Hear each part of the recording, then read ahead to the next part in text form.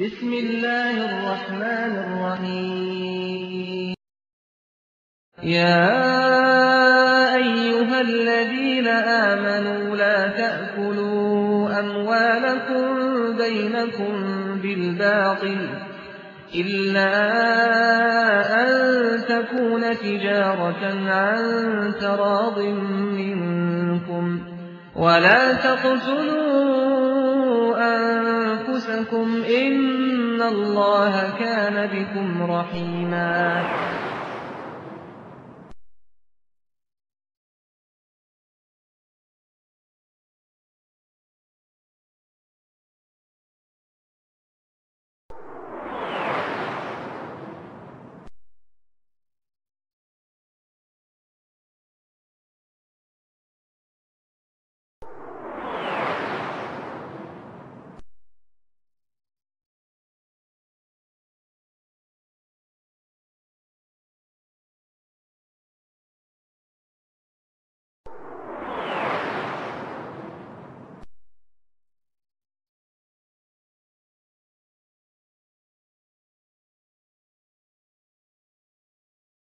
بسم الله الرحمن الرحيم إن الذين قالوا ربنا الله ثم استقاموا تتنزل عليهم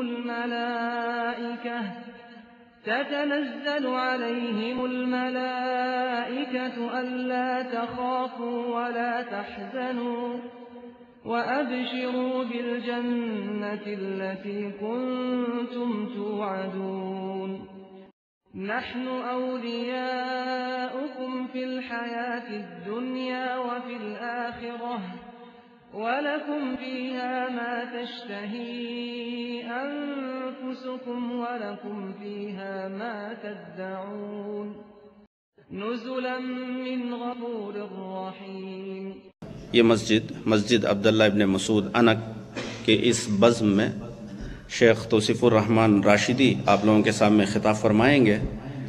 شیخ کے تعارف کے تعلق سے معروف ہیں اور محاضرات اور منطقہ شرقیہ میں آپ کے دروس و محاضرات ہوئے ہیں، ہر کوئی آپ کو جانتا ہے اور آپ کے دروس اور آپ کی سیڈیز اور آپ کے بیانات سے مستفید ہو رہے ہیں۔ تو زیادہ میں تعارفی کلمات کے اندر وقت ضائع کیے بغیر ہم شیخ صاحب کو ہم عنوان دیے ہیں دین پر استقامت علی الدین، دین پر استقامت۔ تو اس عنوان پر شیخ آپ لوگوں کے سامنے وضاحت کریں گے۔ تو میں تمام لوگوں سے عاجزانہ گزارش کرتا ہوں کہ آپ پرسکون اور وقار کا آپ لحاظ رکھیے، اور درس کے بعد جو آپ کے سوالات ہوتے ہیں انشاءاللہ چٹھی آپ لوگوں کے درمیان تقسیم کی جائے گی۔ جو اپنے سوالات ہیں چٹھی پر سوال لکھیں، انشاءاللہ اس کا جواب دیا۔ السلام علیکم ورحمۃ اللہ وبرکاتہ۔ یہ بکھرے ہوئے پیارے بھائی اگر قریب ہو جائیں تو زیادہ ہی پیارے لگیں گے۔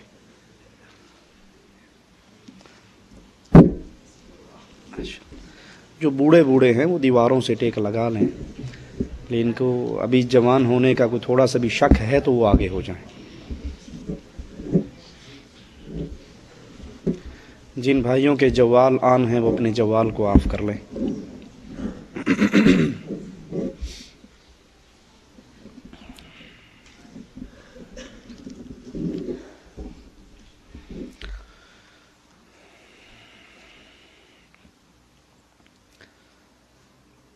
ان الحمد للہ نحمده ونستعینه ونستغفره ونعوذ بالله من شرور أنفسنا ومن سيئات أعمالنا من يهده الله فلا مضل له ومن يضلل فلا هادي له أشهد أن لا إله إلا الله وحده لا شريك له وأشهد أن محمدا عبده ورسوله أما بعد أعوذ بالله من الشيطان الرجيم بسم الله الرحمن الرحيم إن الذين قالوا ربنا الله ثم استقاموا تتنزل عليهم الملائكة ألا تخافوا ولا تحزنوا وأبشروا بالجنة التي كنتم توعدون نحن أولياؤكم في الحياة الدنيا وفي الآخرة وَلَكُمْ فِيهَا مَا تَشْتَهِي أَنفُسُكُمْ وَلَكُمْ فِيهَا مَا تَدَّعُونَ نُزُلًا مِّن غَفُورٍ رَّحِيمٍ۔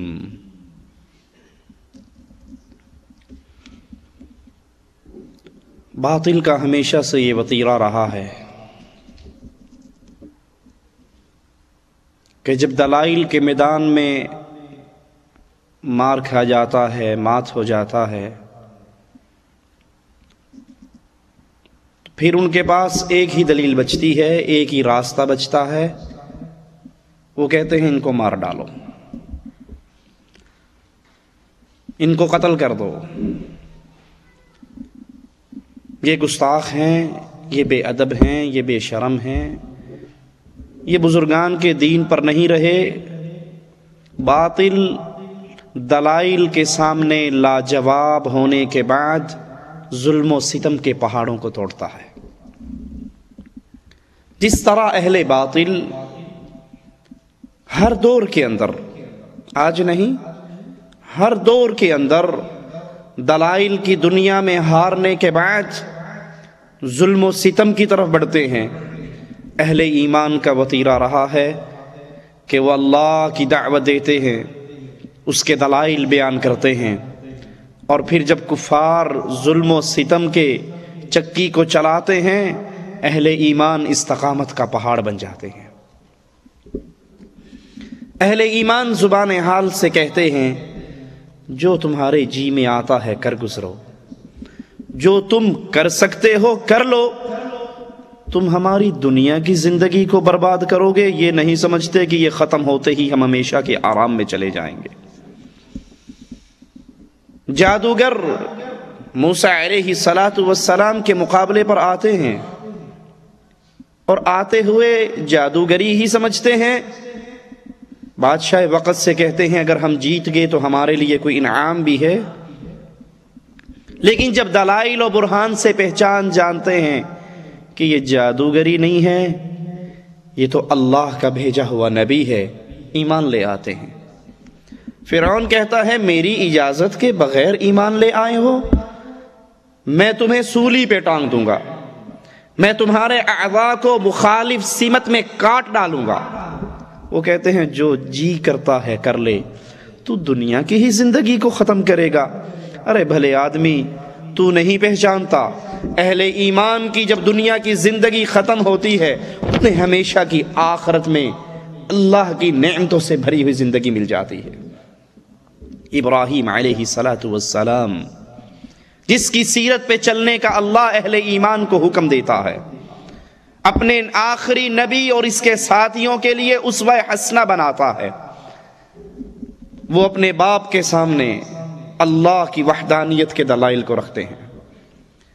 باپ سے کہتے ہیں بابا تم ان کو پوچھتے ہو جن کو اپنے ہاتھوں سے تم نے تراشا ہوتا ہے۔ بابا یہ پتھر کی مورتیاں الہ نہیں ہو سکتی، بابا یہ بے جان شکلیں جو بول نہ سکے، جو کھا نہ سکیں، جو چل نہ سکیں، اپنے ناک پہ بیٹھی ہوئی مکھی کو اڑا نہ سکیں، بابا یہ الہ نہیں ہوا کرتے۔ باپ کا ایک ہی جواب بچتا ہے جو ہر دور کے کافر نے دیا، وَہْجُرْنِی مَلِیًّا، بھاگ جا وگرنہ قتل کر ڈالوں گا، تجھے مار ڈالوں گا، میری آنکھوں سے دور ہو جا، تیری باتوں سے میرے دین کے خلاف نفرت کی بو آتی ہے۔ قوم کو یہی سمجھاتے ہیں، قوم بلاتی ہے ابراہیم ہمارے مشکل کشاؤ، حاجت رواؤں، مددگاروں کی ٹانگیں تو نے توڑی ہیں، یہ خدا واڑے کے بت، ہم عید پہ گئے، میلے پہ گئے، عرس پہ گئے، پیچھے تو نے سب کا صفایا کر دیا، کیا تو نے ان کا بیڑا غرق کیا ہے؟ سمجھانے کے لیے ابراہیم علیہ السلام کہتے ہیں میں نے نہیں، یہ جو بڑا جس کے کندھے پہ کلہاڑا پڑا ہے نا، یہ وڈی سرکار ہے، چھوٹوں سے لڑائی ہوگی چندے پہ، اس نے کہا سب کو ختم کرو، اپنی ہی دادا گیری رکھو، اس نے کیا ہے۔ قوم کی گردنیں جھک گئی، قوم اپنے دل میں خود سوچتی ہے اور پھر شرمسار ہو کر کہتی ہے ابراہیم تو جانتا ہے یہ تو بولنے کے قابل نہیں، یہ کھانے کے قابل نہیں، یہ چلنے کے قابل نہیں، یہ لڑے بھیڑے کیسے، یہ تو اپنی جگہ سے حرکت نہیں کر سکتے، ان کے ناک پہ مکھی بیٹھ جائے تو یہ اڑا نہیں سکتے، یہ کیسے ایک دوسرے کو ماریں گے۔ داعی توحید کو دعوت کے لیے موقع ملتا ہے، کہتے ہیں تف ہے تمہاری زندگی پر، افسوس ہے تمہاری سوچ پر۔ ان کو پوچھتے ہو، ان کو داتا اور غوث اعظم کا لقب دیتے ہو، ان کو تم نے اپنا بری سرکار بنا رکھا ہے، جو کھا نہیں سکتے، پی نہیں سکتے، بول نہیں سکتے، چل نہیں سکتے، اپنے نفع نقصان کے مالک نہیں ہیں، تمہارا کیا بھلا کریں گے؟ بادشاہ کی عدالت میں کیس چلتا ہے، جواب ایک ہی ملتا ہے، حرقوہ، جلا ڈالو اس کو آگ کے حوالے کر دو، اس کو جلا دو، یہ ہمارے بزرگوں کے دین کا دشمن ہے۔ ابراہیم علیہ السلام کو جلانے کے لیے آگ کے شعلے بلند ہوتے ہیں، قوم ابراہیم علیہ السلام کو آگ میں ڈالتی ہے۔ حدیث میں آتا ہے ابراہیم گر رہے ہیں، نیچے آگ ہے، پیچھے دشمن اور قوم ہے، جبرائیل علیہ السلام آتے ہیں۔ اہل ایمان، اہل کفر اور اہل ایمان دونوں کا مقابلہ ہو رہا۔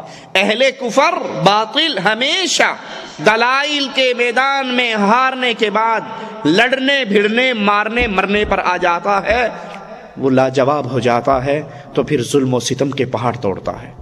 اور اہل ایمان ہمیشہ اس اللہ کے لیے آنے والی تکلیفوں پر صبر کرتے ہیں، اور جب وہ صبر کرتے ہیں تو مالک کے پیارے بن جاتے ہیں۔ ابراہیم گر رہے ہیں آگ کے اندر، جبرائیل آتے ہیں، کہتے ہیں اللہ کے نبی اجازت ہو، یہ بادلوں کا فرشتہ ہے، ابھی بارش برسائے گا، ساری آگ کو ٹھنڈا کر دے گا، زبان حال سے کہنے دیجئے۔ جبرائیل نے کہا اے نبی کوئی حاجت ہے تو بتاؤ، کوئی مشکل کشائی کروانی ہے تو میں نوری آ چکا ہوں۔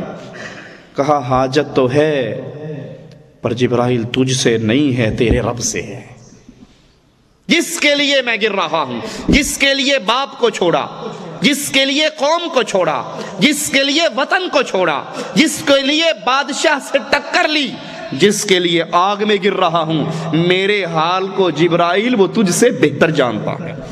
حسبی اللہ ونعم الوکیل، نعم المولا ونعم النصیر۔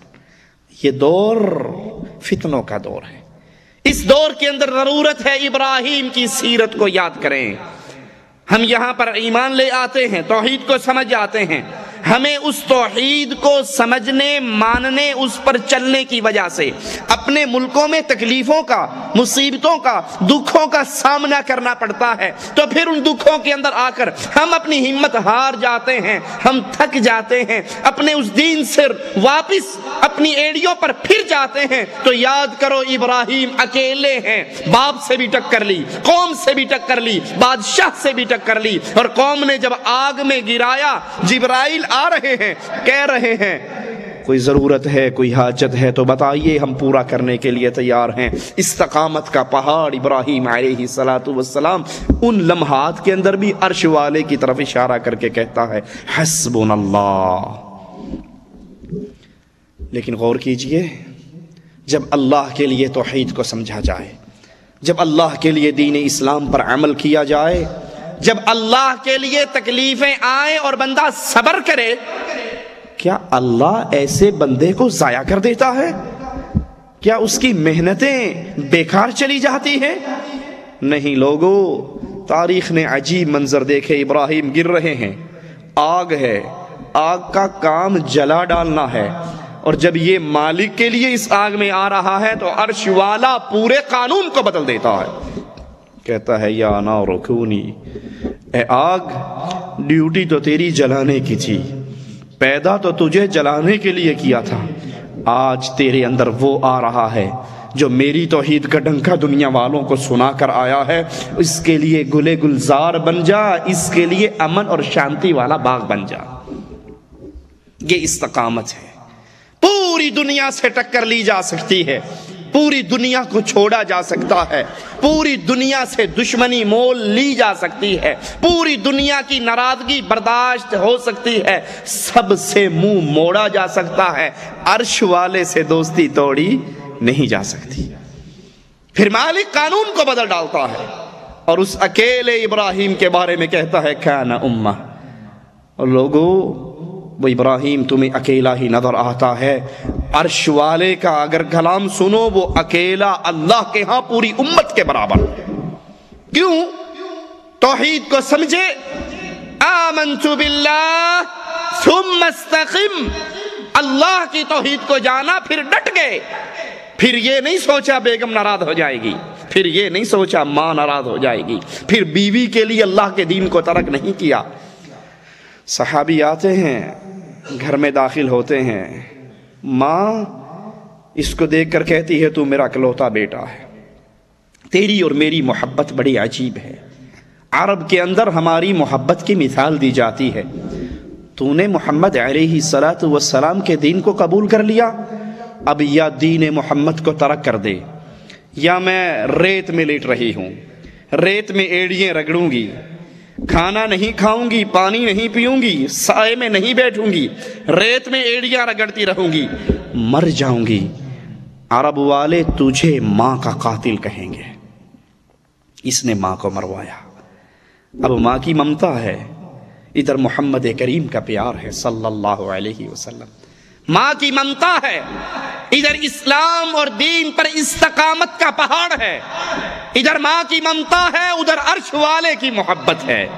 کہتا ہے ماں غلط جانا ہے مجھے، کاش میں ایک ماں کے بطن سے پیدا نہ ہوتا، کئی ماؤں نے مجھے جنم دیا ہوتا، میں ہر ماں کو تڑپتا ہوا ریت پہ ایڑیاں رگڑ کے مرتا ہوا برداشت کر لیتا، لیکن عرش والے کو کبھی ناراض نہ کرتا۔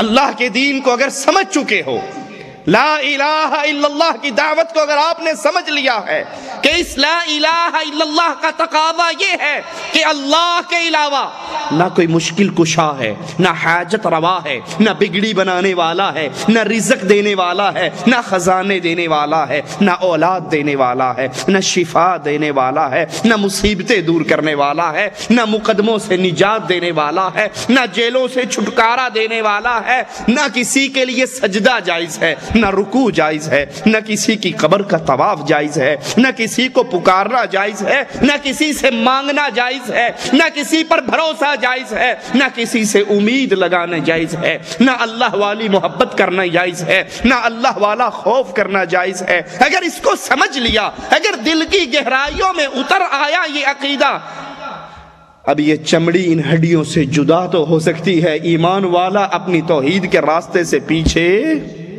نہیں آ سکتا۔ صحابہ نے آ کر کہا تھا یا رسول اللہ صلی اللہ علیہ وسلم ظلم و ستم بڑھ گئے، اے اللہ کے پیارے حبیب دعا کر دیجئے۔ اللہ کے نبی علیہ السلام ٹیک لگا کر بیٹھے ہوئے، ٹیک چھوڑ کے سیدھے ہو کر بیٹھ جاتے، کہتے ہیں ابھی سے تم سے پہلی امتیں ایسی بھی گزری، ایک زندہ انسان کے اوپر آرا چلا کر اس کو چیر دیا جاتا تھا، لوہے کی کنگھیاں بنا کر ان کے جسموں میں ڈال کر ان کی ہڈیوں سے ان کا گوشت جدا کر دیا جاتا تھا، وہ تڑپ اٹھتے تھے اور کہہ جاتے تھے متی نصر اللہ، اللہ کی مدد کب آئے گی۔ یہ توحید چھوٹا سودا نہیں ہے لوگوں، اس توحید کو سمجھیے، اس توحید کو اپنے دلوں میں بٹھائیے، اور اگر یہ آپ کے دل میں آ گئی تو آئیے بلال رضی اللہ عنہ وارضاہ سے اس کی قیمت پوچھتے ہیں۔ حضرت بلال تپتے ہوئے ریت کے اوپر لٹائے ہوئے، سینے پہ چٹانیں رکھی ہوئی، سینے پہ بھاری پتھر رکھے ہوئے، مارنے والے ظالم مار رہے ہیں اور کوڑے پڑتے ہیں، تپتی ہوئی ریت پر ہیں، اوپر پتھر ہیں، زبان سے ایک ہی آواز نکلتی ہے احد احد احد، اللہ ایک ہے ایک ہے ایک ہے۔ کیا کفار مکہ اللہ کو ایک نہیں مانتے تھے؟ بلال کیوں کہہ رہے ہیں احد؟ اور اس احد کا کیا مطلب ہے؟ کیا کفار مکہ اللہ کو ایک نہیں مانتے تھے؟ اس احد میں توحید کی پوری دعوت چھپی ہے کہ اے کفار مکہ، تم اللہ کو ایک ماننے کے باوجود لات کے سامنے سجدہ کرتے ہو، منات کو پکارتے ہو، عزا کے لیے قربانی کرتے ہو، تمہارا یہ سارا عمل اللہ کی وحدانیت کے خلاف ہے۔ احد احد احد، میں اعلان کرتا ہوں اللہ اپنی ذات میں ایک ہے، صفات میں ایک ہے، عبادت میں ایک ہے، وحدانیت میں ایک ہے۔ بلال رضی اللہ عنہ وارضا اپنی کمر کسی کو دکھایا نہ کرتے تھے۔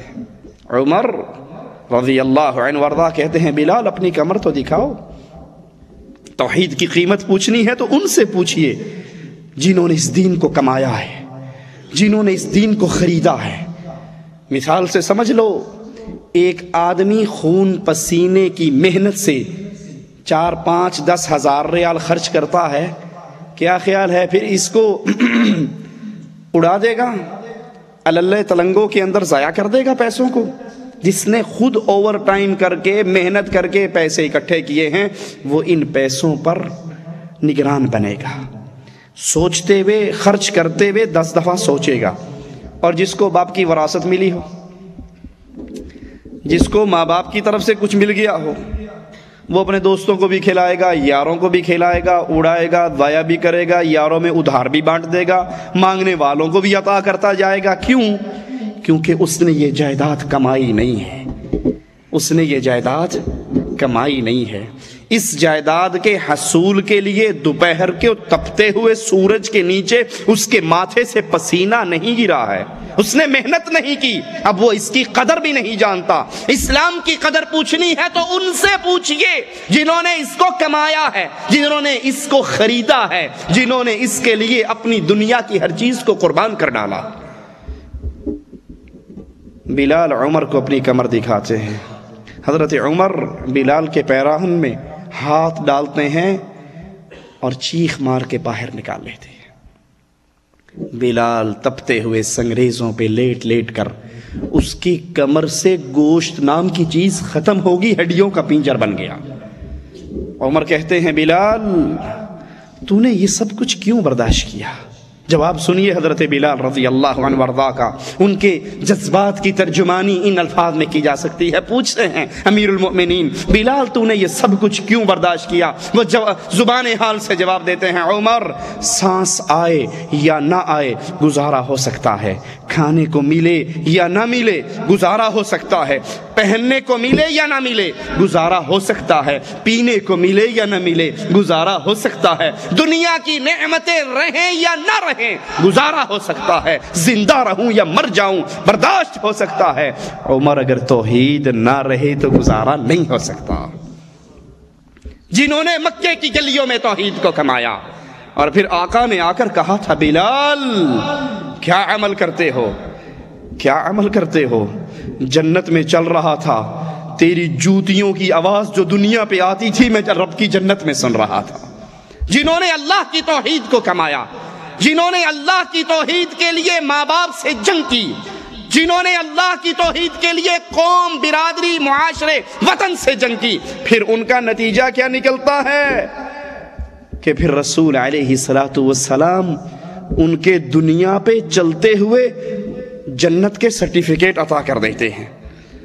فرعون کی بچیوں کی آیا، فرعون کی بچیوں کے ساتھ چل رہی ہے، ہاتھ میں کنگا ہے، زمین پہ گرتا ہے تو بسم اللہ کہہ کے اٹھا لیتی ہے۔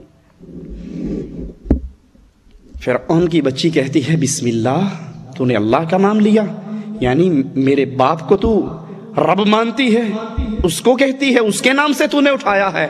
جواب میں کہتی ہے نہیں، ربی وہ ربو کی، میرا بھی رب، تیرا بھی رب، تیرے بابا کا رب اللہ، وہ عرش والا رب ہے۔ یہ دوڑتی ہوئی فرعون کے پاس جاتی ہے، کہتی ہے بابا تیرے محل میں رہنے والی، تیرا کھانے والی تیری بچیوں کی آیا تجھے رب نہیں مانتی، کسی اور کو رب مانتی ہے، تجھے داتا نہیں مانتی، کسی اور کو داتا کہتی ہے، مشکل کشا تجھے نہیں مانتی، کسی اور کو مانتی ہے، غوث اعظم تجھے نہیں مانتی، کسی اور کو مانتی ہے، کائنات میں تصرف کرنے والا تجھے نہیں مانتی کسی اور کو مانتی ہے، احکم الحاکمین تجھے نہیں مانتی کسی اور کو مانتی ہے۔ فرعون بلاتا ہے، پوچھتا ہے کس پر ایمان لے کے آئی ہے؟ وہ کہتی ہے میرا رب تیرا رب اللہ ہے، میں اس اللہ کی توحید پر ایمان لے آئی۔ کہتا ہے جانتی ہے اس کا نتیجہ کیا نکلے گا؟ یہ ساری نعمتیں تجھ سے چھین لی جائیں گی، یہ محلات میں رہتی ہے، مزے کی زندگی گزارتی ہے، اپنے یتیم بچوں کی 5 بچوں کی کفالت کرتی ہے، یہ ناز و نعمت کی باتیں تجھ سے چھن جائیں گی۔ وہ کہتی ہے دنیا کی ہر چیز گنوا سکتی ہوں، عرش والے سے دوستی خراب نہیں کر سکتی، جو کر سکتا ہے کر لے، میں نے تسلیم کر لیا ہے لا الہ الا اللہ۔ فرعون کو پتہ لگتا ہے یہ اپنے یتیم بچوں سے بڑی محبت کرتی ہے، تیل کا کڑاہا منگواتا ہے، تیل گرم کرتا ہے، اس کے بڑے بچے کو اٹھاتا ہے، تیل کی طرف لے جاتا ہے، سپاہیوں سے کہتا ہے اس کو تیل کے کنارے پہ کھڑا کرو، اور پھر پوچھتا ہے بی بی کیا پروگرام ہے؟ کہتی ہے ربی و ربک اللہ، میں اس اللہ پر ایمان لائی جس نے مجھے بھی پیدا کیا تجھے بھی پیدا کیا، جو میرا بھی رب ہے تیرا بھی رب ہے۔ بچے کو اٹھاتا ہے اور تیل کے اندر پھینک دیتا ہے۔ تصور کرو اے قوم اور معاشرے کی چھوٹی چھوٹی باتوں پر اپنے دین سے پھر جانے والو، اے بیگم کی آنکھ کا اشارہ دیکھ کر محمد کی سنت کو شیو کر کے گٹر کی گندگی میں پھینک دینے والو، اے ماں کی ممتا کے اندر گرفتار ہو کر اللہ کی توحید پر ڈاکے ڈالتے ہوئے پھر اسی کفر اور شرک کے راستے پہ چلنے والوں، سمجھاتے ہو ابا یہ 11ویں اللہ اور اس کے رسول کے دین سے ثابت نہیں ہے، یہ بابا کی نظر و نیاز اللہ اور اس کے رسول کے دین میں نہیں ہے، یہ قبروں پہ ذبیح ہے جائز نہیں ہے۔ باپ کہتا ہے اچھا اب تو مجھے پڑھائے گا، اگر میرا لخت جگر ہے تو سارا کام کر۔ اب سوچتا ہے باپ ہے بڑا ہے کیا کروں، اس کی محبت میں مجبور ہو کے تمام کفر و شرک کے کام کرنے شروع کر دیتا ہے، اور دعویٰ کرتا ہے کہ میرا تعلق اہل ایمان سے ہے۔ اہل ایمان ایسے نہیں ہوا کرتے بھائی، بیٹا جل کر تیل کے اندر ہڈیاں اور گوشت جدا ہو جاتے ہیں۔ پوچھتا ہے فرعون کیا پروگرام ہے، کیا خیال ہے؟ آواز گونجتی ہے موحدہ کی، ربی و ربک اللہ، تیرا اور میرا تو وہی ہے۔ دوسرے بچے کو اٹھاتا ہے، تیسرے بچے کو ڈالتا ہے، چوتھے بچے کو ڈالتا ہے، 5واں دودھ پیتا بچہ اس کی چھاتی سے لگا ہوا۔ فرعون کے لشکری اس کو چھینتے ہیں، یہ بچہ ماں کی گود سے نکل رہا، ماں کو پکڑنے کی کوشش کرتا ہے، اس کے ہاتھوں میں ہو سکتا ہے ماں کے بال ہوں، اس کے منہ کے اندر ماں کے دودھ کے قطرے ہوں۔ جب چھینتا ہے اس کی شدت تکلیف اتنی بڑھ جاتی ہے، چیخ منہ سے نکلتی ہے، تیل کے کنارے پہ بچہ پہنچتا ہے، اللہ کو اپنی مواہدہ پر ترس آتا ہے، اس معصوم دودھ پیتے کو زبان ملتی ہے، یہ کہتا ہے اسبری اسبری اماں، میری ماں صبر کر، انتی علی الحق، تو حق کے اوپر ہے، تیری میری ملاقات جنت میں ہونے والی ہے۔ 5 بچوں کو قتل کرنے کے بعد فرعون پھر پوچھتا ہے کیا خیال ہے، مجھے مشکل کشا مانتی ہے یا نہیں، مجھے رب تسلیم کرتی ہے یا نہیں؟ 5 بچوں کی قربانی دینے کے بعد پھر یہ معاہدہ کہتی ہے ربی و ربک اللہ، میرا تیرا رب اللہ ہے، تو اس رب کا بندہ ہے، اس کا شریک نہیں ہے۔ کہتا ہے اس کو بھی اٹھاؤ اور تیل کے کڑاہے کے اندر گرا دو۔ جندی اس کو لے کر چلتے ہیں، تیل کے کڑاہے کی طرف جا رہی ہے، تیل کے اندر اپنے معصوم بچوں کی ہڈیوں اور گوشت پہ نظر جاتی ہے، ان کے کھیلتے اور مسکراتے چہرے اس کی آنکھوں کے سامنے آتے ہیں، اور اگر مواہد ہو تو یہ مواہدہ کی سیرت ہے، اپنے ملکوں کو لوٹ کر اپنے چہروں کو یہودیوں جیسا چہرہ بنانے والوں، منگیتر کو راضی کرنے کے لیے، بیوی کو راضی کرنے کے لیے، بابا کو راضی کرنے کے لیے، دین اسلام کی باتیں سیکھ کر پھر ان سے قدموں پہ پھر جانے والوں، یہ ان بچوں کی ہڈیاں بھی دیکھتی ہے، ان کے مسکراتے چہرے بھی اس کی آنکھوں میں ہے۔ فرعون سے کہتی ہے میری ایک درخواست کو مان لے۔ وہ کہتا ہے کیا درخواست باقی رہ گئی؟ کہا میں نے زندگی بھی اپنے معصوموں کے ساتھ گزاری، مجھے جب اس تیل کے کڑاہے میں ڈال دے گا ہم ساروں کی ہڈیوں کو ایک ہی قبر میں دفن کر دینا۔ کڑاہے میں گر رہی فرعون کی آواز پھر گونجی، مجھے رب مان لے تو یہ ساری نعمتیں اس محل کے اندر باقی رہ، تیری زندگی بخش دیتا ہوں۔ وہ تیل کے کڑاہے میں گر رہی ہے، زبان سے آواز لگا رہی ہے ربی و ربک اللہ، میرا اور تیرا رب اللہ ہے۔ اس اہل ایمان کو مارنے کے بعد فرعون شاباش لینے کے لیے، واہ واہ کرنے کے لیے اپنی بیوی کی طرف مڑ کر دیکھتا ہے اور کہتا ہے زبان حال سے کہنے دیجئے ویکھیے وابن نال کی سلوک کیتا ہے، اس وہابن کے ساتھ میں نے کیا سلوک کیا ہے، اس توحید کی دعوے دار کے ساتھ میں نے کیسے اس کا حشر و نشر کر دیا ہے۔ یہ اللہ کے علاوہ کسی کو مانتے ہی نہیں ہیں، یہ اللہ کے علاوہ کسی اور کے سامنے جھکتے ہی نہیں ہیں، میں نے ان کو جلا کر خاک کر دیا۔ فرعون کی بیوی فرعون سے کہتی ہے ظالم، تیرا اس دن کیا حال ہوگا جس دن یہ 5 بچے اور ان کی ماں حشر کے میدان میں رب کے دربار میں تیری گردن کو پکڑیں گے۔ کہتا ہے کیا مطلب؟ تو بھی گئی، تو بھی اسی اللہ پر ایمان لے آئی؟ وہ بھی زبان سے کہتی ہے اشہد ان لا الہ الا اللہ، میں بھی اس اللہ کی توحید پر ایمان لے آئی۔ جواب میں کہتا ہے سوچ لے میری محبت، یہ میری دی ہوئی نعمتیں، یہ محل کے اندر سارا ساز و سامان یہ چھن جائے گا، یہ چھٹ جائے گا، ان سے تیری زندگی خالی ہو جائے گی۔ وہ کہتی ہے جو جی میں آتا ہے کر لے، جس دل میں ایمان داخل ہو جاتا ہے وہ نکلا۔ ان دنیا کی لذتوں کے لیے میں آخرت کی لذتوں کو بھلا دوں؟ جو جی میں آتا ہے کر لے، میں تسلیم کر چکی ہوں لا الہ الا اللہ۔ وہ کہتا ہے تجھ سے تیری زندگی کو بھی چھین لوں گا۔ اس کو لٹا دیا جاتا ہے، اس کے ہاتھوں کے اندر میخیں گاڑی جاتی ہے۔ کبھی مجھے اور آپ کو بھی کسی نے پتھر مارا کہ یہ ہمارے بزرگوں کو نہیں مانتا، یہ لا الہ الا اللہ کی آواز لگاتا ہے؟ اس توحید کے لیے کبھی میرا اور آپ کا ماتھا بھی پھٹا؟ اس توحید کے لیے کبھی مجھے بھی گالی دی؟ اس توحید کے لیے کبھی میرے گریبان میں کپڑا ڈال کے کسی نے بل دیا؟ اس توحید کے لیے مجھے اپنی بستی چھوڑنی پڑی؟ میں نے کیا قربانی دی ہے اس توحید کے لیے؟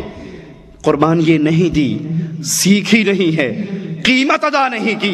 باپ مسلمان تھا، دادا مسلمان تھا، پردادا مسلمان تھا، ہم بھی مسلمان ہیں، نام کے مسلمان ہیں، ایمان کو کمایا نہیں ہے، اس لیے اسلام کی قدر و قیمت ہمارے دلوں میں باقی ہی نہیں ہے۔ اس کے ہاتھوں میں میخیں گاڑی جاتی ہے۔ جب شدت تکلیف بڑھ جاتی ہے آسمان والے کی طرف منہ کرتی ہے، اللہ عز و جل سے بات کرتے ہوئے کہتی ہے یا رب اذ قالت رب ابن لی عندک بیتا فی الجنہ، اے اللہ اس ظالم کا ظلم بڑھ گیا ہے، مولا تیری معاہدہ بندی، تیرے لیے ساری نعمتوں کو ٹھوکر مارنے والی، تیری توحید کے لیے اپنے ہاتھ اور پاؤں کے اندر میخیں گاڑ رہا ہے فرعون، میں برداشت کر رہی ہوں، اللہ کس کے لیے کہ تو راضی ہو جائے، اللہ تو راضی ہو کہ میرا گھر اپنی جنت میں اپنے پاس بنا لے۔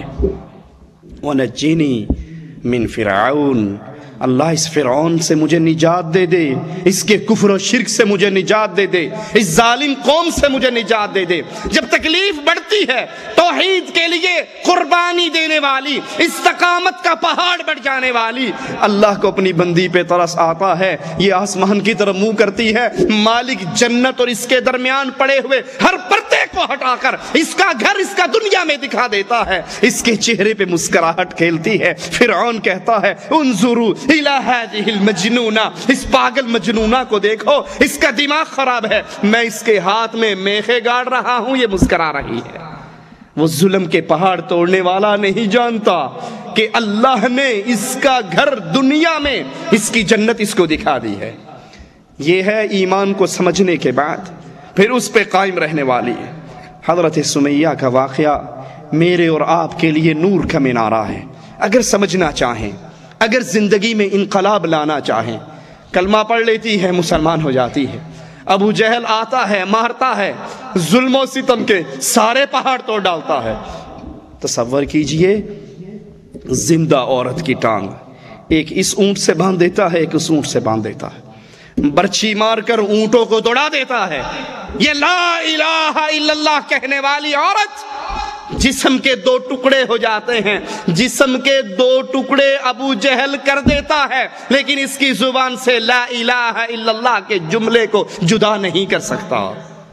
جنہوں نے دین کو سیکھا، جنہوں نے اسلام کو سیکھا، جنہوں نے اس اسلام کی قیمت کو ادا کیا، اللہ کے نبی کو اطلاع ملتی ہے یا رسول اللہ صلی اللہ علیہ وسلم آل یاسر پہ ظلم ہو رہا ہے، اللہ کے نبی آل یاسر کو مارا جا رہا ہے، اللہ کے نبی آل یاسر پہ ظلم کے پہاڑ ٹوٹ رہے ہیں، ان کو آگ کے اوپر لٹایا جاتا ہے، کبھی گلیوں میں گھسیٹا جاتا ہے۔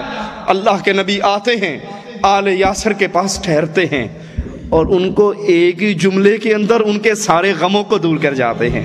کہتے ہیں آل یاسر صبر کرو، صبر کرو، یہ چند گھڑی کی مصیبتیں اور تکلیفیں ہیں۔ اے آل یاسر، تمہارے رب نے مجھ سے تمہارے لیے جنت کا وعدہ کر لیا ہے۔ جنہوں نے توحید کو سمجھا، جنہوں نے دین اسلام کو سمجھا، پھر دنیا کی چند سالہ زندگی کے لیے اپنے دین و ایمان کو دنیا کے آرام و آسائش کے لیے اس اسلام کو ٹھوکر نہیں ماری، بلکہ نوجوان پہنچتا ہے، اللہ کے نبی بھیجتے ہیں اس کو، قوم مشرکین کی سامنے ہے، ان کو کھڑے ہو کر رسول اللہ صلی اللہ علیہ وسلم کا پیغام دیتا ہے۔ ایک مشرک نوجوان پیچھے سے آ کے نیزے کا وار کرتا ہے، نیزہ اس صحابی کے سینے کو چیر جاتا ہے۔ یہ توحید کو سمجھنے کے بعد، نبی کی اطاعت کو سمجھنے کے بعد، سینے سے نیزہ نکلنے پر کہتا کیا ہے؟ کہتے ہیں فزت برب الکعبہ، اے لوگو تمہاری آنکھوں میں، تمہاری نظروں میں مر رہا ہوں، میرے بچے بیوہ ہو رہے ہیں، بچے میرے یتیم ہو رہے ہیں، بیوی میری بیوہ ہو رہی ہے، دنیا میری لٹ رہی ہے، لیکن سنو، میں نے لا الہ الا اللہ کا پیغام پہنچا دیا، محمد کا رسالہ پہنچا دیا صلی اللہ علیہ وسلم۔ فزت برب الکعبہ، کعبے کے رب کی قسم میں کامیاب ہو چکا ہوں۔ اس دین کی قیمت کو ادا کیا، اس دین کو سیکھا اور اپنے سینوں سے لگایا، پھر ان کی ہڈیوں سے گوشت جدا دنیا نے کر ڈالا، لیکن ان کی زبان سے لا الہ الا اللہ کے جملے کو کوئی جدا نہ کر سکا۔ زنیرہ بوڑھی صحابیہ ہے، ابو جہل کہتا ہے کیوں اپنے بڑھاپے پہ ظلم کرتی ہے، جس نبی کا کلمہ پڑھا ہے اس کو چھوڑ دے۔ جواب میں کہتی ہیں جس کو دین ایمان سمجھا ہے، سمجھ کے مانا ہے، چھوڑنے کے لیے نہیں مانا۔ کہتا ہے جانتی ہو اس کلمہ پڑھنے کا نتیجہ کیا نکلے گا؟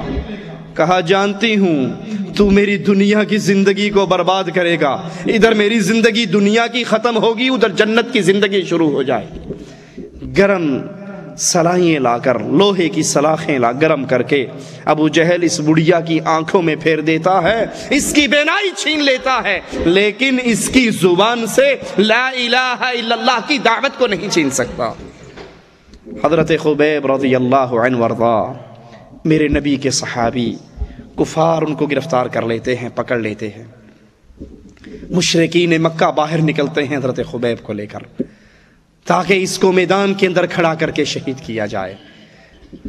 اللہ اکبر، باہر لائے، کفار کے مجمع کو دیکھتے ہیں جو ڈھول پیٹتا آ رہا ہے، اپنے مشکل کشاؤں کے نعرے لگاتا آ رہا ہے، اور اللہ کی توحید کے ماننے والے کو ختم کرنے کے لیے آ رہے ہیں۔ حضرت خبیب کہتے ہیں اگر اجازت دو میں اس رب کی ملاقات سے پہلے اس کے سامنے 2 رکعت نفل نماز تو پڑھ لوں۔ نماز پڑھتے ہیں اور بڑی ہی خوبصورت نماز پڑھتے ہیں، سلام پھیر کے کہتے ہیں اللہ کی قسم آج رب کے لیے جب قربانی دینے کا وقت آیا مجھے نماز میں لذت ہی بڑی آئی، اگر مجھے یہ ڈر نہ ہوتا کہ تم یہ سمجھو گے کہ میں موت کے ڈر کی وجہ سے نماز لمبی کر رہا ہوں، میں اپنی نماز کو لمبا کرتا۔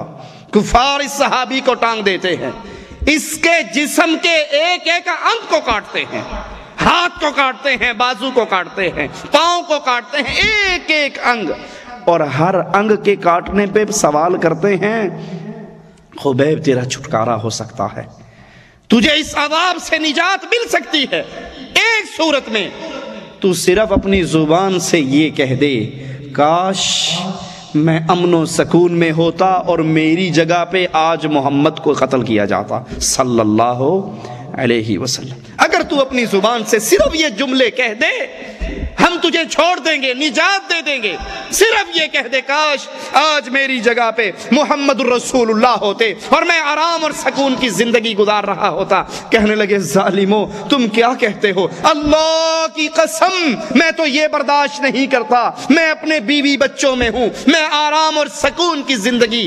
گزارتا رہوں اور میرے نبی کے قدموں میں صرف ایک کانٹا ہی چبھ جائے، کچھ یہ کہوں کہ نبی کو میری جگہ پہ سولی دے دی جاتی، میں تو یہ بھی برداشت نہیں کرتا، میں اپنے بچوں میں سکون کی زندگی گزاروں اور میرے رسول کو کانٹا بھی چبھ جائے۔ کفار کاٹ رہے ہیں حضرت خبیب کے جسم کے ایک ایک انگ کو، اور یہ صحابی آسمان والے کی طرح منہ کرتا ہے اور کہتا ہے اللہ تیری توحید کے لیے کٹ رہا ہوں، لا الہ الا اللہ کے لیے کٹ رہا ہوں، قربانی دے رہا ہوں، جان دے رہا ہوں۔ زبان حال سے کہنے دیجئے مالک اگر تو میرے اس حال پہ بھی راضی ہے تو میں کامیاب ہو گیا، اللہ ان کفار کو گن لے، اللہ ان کفار کا شمار کر لے، اللہ ان میں سے کسی کو معاف نہ کرنا، سب سے میرے خون کا انتقام لینا۔ حضرت سعید بن عامر رضی اللہ عنہ وارضا جو ابھی تک کلمہ نہیں پڑھے، ابھی تک کفر کی حالت میں ہیں، قریش کے اس مجمع کے اندر وہ بھی کھڑے ہیں، اس مسکراتے ہوئے چہرے کو دیکھ رہے جو اس استقامت کا پہاڑ بن کر لا الہ الا اللہ کے لیے قربان ہو رہا، پھر کلمہ پڑھ لیتے ہیں، کلمہ پڑھنے کے بعد اپنی مجلس میں بیٹھے بیٹھے بے ہوش ہو کے گر جاتے ہیں۔ امیر المومنین عمر ابن خطاب پوچھتے ہیں سعید تو اس طرح کیوں بے ہوش ہو کر گرتا ہے؟ کہتے ہیں امیر المومنین مجھے خبیب کی شہادت کا وہ دن یاد آ جاتا ہے اور خبیب کی وہ دعا یاد آ جاتی ہے، اللہ ان مشرکوں کا شمار کر لے، ان مشرکوں کو گن لے اور ان میں سے کسی کو معاف نہ کرنا۔ میں اسلام تو لے آیا ہوں، جب خبیب کی قربانی کا منظر میری آنکھوں کے سامنے آتا ہے میں بے ہوش ہو کے گر جاتا ہوں۔ جنہوں نے ایمان کو سمجھا، جنہوں نے اسلام کو سمجھا، جنہوں نے اللہ کی توحید کو سمجھا، پھر نہ انہوں نے اپنے جسم کی قیمت جانی نہ اپنے بچوں کی قیمت جانی۔ خنسا رضی اللہ عنہ وارضا 4 بچے میدان جہاد میں جاتے ہیں اور چاروں بچے شہید ہو جاتے ہیں۔ جواب دینے والا آ کر کہتا ہے خنسا صبر کر، اللہ سے اجر پا، تیرے بچوں نے اللہ کے راستے میں قربانی دے دی۔ یہ 4 بچوں کی شہادت کا واقعہ سننے کے باوجود استقامت کا پہاڑ بن کے ایک ہی سوال کرتی ہے، تھوڑی تھوڑی تکلیفوں پہ اپنے دین سے پھر جانے والوں، تھوڑی تھوڑی مصائب اور مصیبتوں، کسی کا طعنہ، کسی کا کوسنا، کسی کا کہنا نہ برداشت کرنے والوں اور دین اسلام کے اعمال سے پیچھے ہٹ جانے والوں، خنسا کا جواب تو سنو۔ اگر تمہارا رشتہ ان لوگوں سے ہے، اگر تم دعوے دار ہو کہ ہم محمد کے صحابہ کے جانشین ہیں، خنسا کہتی ہے میرے بچوں کی شہادت کی باتیں کرنے والوں مجھے بتاؤ میرے محمد کا کیا حال ہے صلی اللہ علیہ وسلم۔ کہا اگر تجھے نبی کی فکر ہے تو مبارک ہو، تیرا نبی سلامت ہے، خیر سے ہے۔ کہا مجھے اس کا چہرہ ہی دیکھنے دو۔ نبی کا چہرہ دیکھتی ہے اور پکار اٹھتی ہے اے نبی آپ کا چہرہ دیکھنے کے بعد دنیا کے سارے غم ہلکے پڑ جاتے ہیں۔ انہوں نے ایمان کو سمجھا، انہوں نے دین کو سمجھا۔ عبد الرحمن ابن عوف رضی اللہ عنہ وارضا اللہ کے نبی کی آواز پر لبیک کہتے ہوئے مکے کو چھوڑتے ہیں، بیوی ساتھ ہے، بچہ ساتھ ہے، مال و دولت ساتھ ہے۔ مکے کی حدود پہ آتے ہیں، سسرالی رشتہ دار آ کر کہتے ہیں کہاں جا رہا ہے؟ کہتے ہیں محمد کی غلامی کے لیے جا رہا ہوں صلی اللہ علیہ وسلم۔ کہا یہ بیٹی ہماری ہے، اس کو چھوڑ جا، اگر تو نے جانا ہے اس کے پاس ہماری بیٹی لے جانے کی اجازت نہیں۔ بیوی چھن جاتی ہے، بچہ چھن جاتا ہے، مکے کے باسی آ کر کہتے ہیں عبد الرحمن اگر جانا ہے یہ مال تو نے مکے کی گلیوں سے کمایا ہے اس کو یہیں رہنے دے، جانا ہے تو اپنا مال بھی چھوڑ کر جا۔ عبد الرحمن کہتے ہیں مال لیتے ہو لے لو، بیوی چھنتی ہے چھن جائے، بچہ جاتا ہے چلا جائے، میں سب کو چھوڑ سکتا ہوں، محمد کے دیدار سے پیچھے رہ سکتا۔ اللہ کے نبی کی عدالت میں پہنچتے ہیں، آقا پوچھتے ہیں عبد الرحمن کیسے آنا ہوا؟ کہا آقا بیوی گئی، بچہ بھی گیا، مال بھی لوٹا۔ آقا دنیا ساری لٹ گئی، ایمان بچا کے آپ کے پاس آ گیا ہوں۔ کہا عبد الرحمن اگر تیرا ایمان بچ گیا تو رب نے تیری ہر چیز کو بچا لیا۔ ایک انصاری کہتا ہے اے میرے بھائی میرے باغ کا آدھا حصہ تو لے لے، میری 2 بیویاں ہیں، تو پسند کر لے، میں طلاق دے دیتا ہوں، دوسری سے نکاح کر لے۔ عبد الرحمن جواب میں کہتے ہیں اللہ تیرے مال اور اولاد اور اہل میں برکت دے، دلونی علی سوق المدینہ، مجھے مدینے کا بازار تو دکھاؤ۔ تجارت شروع کرتے ہیں، خرید و فروخت شروع کرتے ہیں۔ چند دنوں کے بعد اللہ کے نبی کے دربار میں آتے ہیں تو اس کے جسم سے خوشبوئیں پھوٹ رہی۔ اللہ کے نبی پوچھتے ہیں عبد الرحمن یہ خوشبوئیں کیسی ہیں؟ کہا یا رسول اللہ صلی اللہ علیہ وسلم میں شادی کر چکا ہوں۔ کہا سبحان اللہ، ابھی تو مکے سے لوٹا پیٹا ہوا آیا اور چند دن نہیں گزرے تو نے شادی کر لی۔ عبد الرحمن لگتا ہے تو مٹی میں بھی ہاتھ ڈالتا ہے، مالک اس کو سونا بنا دیتا ہے۔ عبد الرحمن کہتے ہیں پھر نبی کی اس دعا کے بعد میں نے کبھی کسی کام میں ہاتھ ڈالا وہ کام میرے لیے سونا بن جاتا تھا۔ اللہ کے لیے جب دین پہ یوں استقامت کا مظہر بنے تو کیا اللہ نے عبد الرحمن کو لاوارث چھوڑ دیا؟ عائشہ رضی اللہ تعالی عنہا مدینے کی زمین پہ دھمک سننے کے بعد پوچھتی ہیں یہ کیسی آواز ہے؟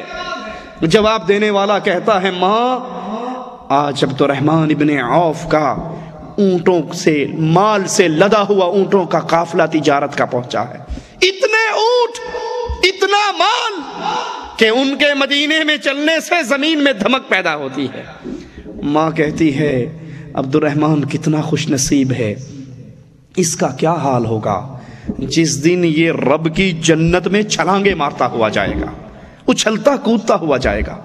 سننے والے نے دوڑ لگائی، عبد الرحمن کو بتایا، کہا اے صحابی رسول تیرے لیے خوشخبری ہے، تو رب کی جنت میں دوڑتا ہوا مسکراتا ہوا داخل ہوگا۔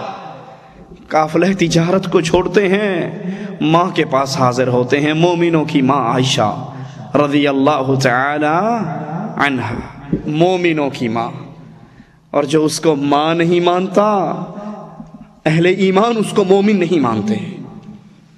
ماں آپ نے یہ کہا ہے؟ کہتی ہیں ہاں عبد الرحمن میں نے یہ کہا ہے، اور میں نے یہ جملہ تیرے آقا محمد الرسول اللہ سے سنا تھا۔ عبد الرحمن کا کیا حال ہوگا جس دن عبد الرحمن اللہ کی جنت میں چھلانگے مارتا ہوا مسکراتا ہوا ہنستا ہوا داخل ہوگا۔ عبد الرحمن کی آنکھوں سے آنسو گرنے لگ جاتے ہیں، کہتے ہیں ماں تو گواہ بن جا، یہ اتنی بڑی خوشخبری سننے کے بعد میں نے یہ پورا قافلہ شکرانے کے طور پہ اپنے رب کے نام پہ وقف کر دیا ہے۔ جو استقامت کا پہاڑ بنتے ہیں مالک ان کو نہ دنیا میں ضائع ہونا دیتا ہے نہ آخرت میں۔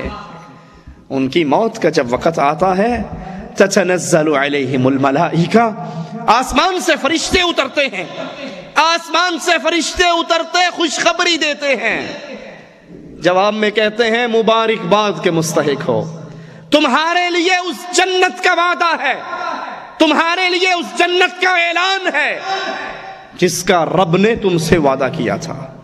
یہاں جو جی میں آئے گا تمہیں ملے گا، جو دل چاہے گا تمہیں ملے گا، یہ غفور اور رحیم کی طرف سے تمہارے لیے بڑی میزبانی ہے، بہت بڑا انعام ہے۔ اللہ کی توحید کو سمجھیے اور پھر اللہ کی توحید پہ قائم ہو جائیے، اللہ کی توحید پہ ڈٹ جائیے۔ دنیا کی مسائل پریشانیاں غمیں اور دکھ آئیں تو پھر ان صحابہ کی سیرت پہ نگاہ دوڑائیے۔ حضرت عبداللہ السہمی رضی اللہ عنہ وارضاہ کفار کے ہاتھوں میں گرفتار ہو جاتے ہیں، قیصر کے سامنے پیش کیے جاتے ہیں، بڑے خوبصورت نوجوان۔ قیصر ان کو دیکھ کر روم کا بادشاہ ہے، کہتا ہے عیسائی ہو جا، نصرانی بن جا۔ جواب میں کہتے ہیں میں نے لا الہ الا اللہ کو سمجھ کے پڑھا ہے، یہ گردن کٹ سکتی ہے، رب کی توحید کو چھوڑا نہیں جا سکتا۔ کہا پتا ہے میں تجھے کیا انعام دوں گا، میں تجھے سلطنت روم میں شراکت دار بناؤں گا، آدھا میرا پارٹنر بن جا، حصے دار بن جا، آدھی حکومت لے لا۔ جواب میں کہتے ہیں بے وقوف، ایک ملک کی سلطنت مجھے دینے والے اگر دنیا جہان کی سلطنت عطا کرے میں پھر بھی لا الہ الا اللہ کو نہیں چھوڑ سکتا۔ کہا پتا ہے تیرے ساتھ حال کیا ہوگا؟ کہا جو جی میں آتا ہے کر لے، جو تیرا دل کہتا ہے کر لے، تو اپنے تیروں کو آزما، ہم استقامت کا پہاڑ بن کے اس رب کا شکر ادا کریں گے۔ تیل کا کڑاہا دیگ لاتا ہے، اس میں تیل ڈالتا ہے، اس کو گرم کرتا ہے، 2 مسلمان قیدیوں کو لا کر اس کے اندر ڈال دیتا ہے، وہ تڑپ اٹھتے ہیں، ان کے گوشت اور ہڈیاں جدا ہو جاتی ہیں۔ کہا دیکھا ان کا منظر، اگر تو نصرانیت کو قبول نہیں کرے گا تیرا بھی یہی حال ہوگا۔ کہا جو جی میں آتا ہے کر لو۔ غلاموں سے کہتا ہے لے جاؤ اس نوجوان کو اور اس کو بھی تیل کے کڑاہے میں ڈال دو۔ یہ جا رہے ہیں حضرت عبداللہ۔ اگر صحابہ سے دوستی ہے، اگر صحابہ سے محبت ہے تو اللہ کی توحید کو اس لیے نہ چھوڑو کہ اگر پتہ لگ گیا نا تایا ابو کو کہ میں موحد بن گیا ہوں، اپنی بیٹی سے جو ان کی میری منگنی ان کی بیٹی سے ہو چکی ہے وہ ٹوٹ جائے گی۔ لہذا مولوی صاحب محرم کا حلوہ آئے ہم لے لیتے ہیں، 11ویں کی کھیر آئے ہم قبول کر لیتے ہیں، کنڈوں کا حلوہ آئے ہم قبول کر لیتے ہیں، شب برات کا حلوہ آئے قبول کر لیتے ہیں، میلاد النبی کے جلوس کی طرف سے سبیل دودھ کی لگے ہم پی لیتے ہیں، صرف اس لیے کہ ہم نے توحید کو سمجھ تو لیا ہے، مان تو لیا ہے، لیکن اگر ان چیزوں سے انکار کریں گے تو لوگوں کو پتہ لگ جائے گا یہ موحد ہے، ہمارے تعلق خراب ہوں گے، ہماری دوستیاں خراب ہوں گی، ہماری رشتہ داریاں خراب ہوں گی۔ ہم بس توحید کو سن چکے، آپ سے پڑھ لیا، مان لیا، جان لیا، اپنے دل میں دفن کر لیا، لوگوں سے کیسے رشتے توڑ لیں، لوگوں سے تعلق ہم کیسا خراب کریں؟